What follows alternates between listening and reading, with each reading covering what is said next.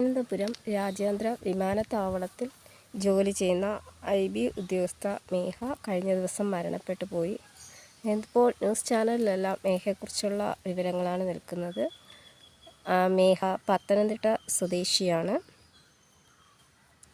മേഘയുടെ മരണത്തെക്കുറിച്ച് പോലീസും അതുപോലെ തന്നെ അന്വേഷണം നടത്തി വരികയാണ്.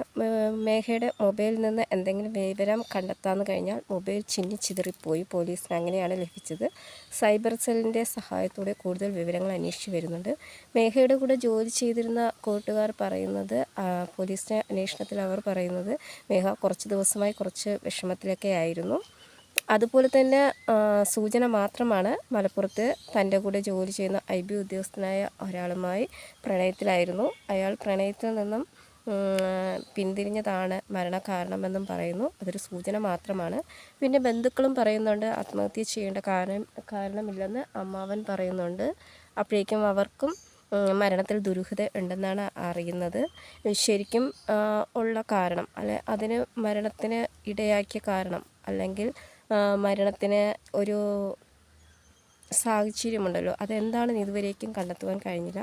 തുടർന്ന് വരുന്ന നിമിഷങ്ങൾ അതെന്താണെന്ന് നമുക്കറിയാൻ കഴിയും. മേഘയുടെ സംസ്കാരം കഴിഞ്ഞു. മേഘ പത്തനംതിട്ട റാന്നിക്കാരിയാണ്.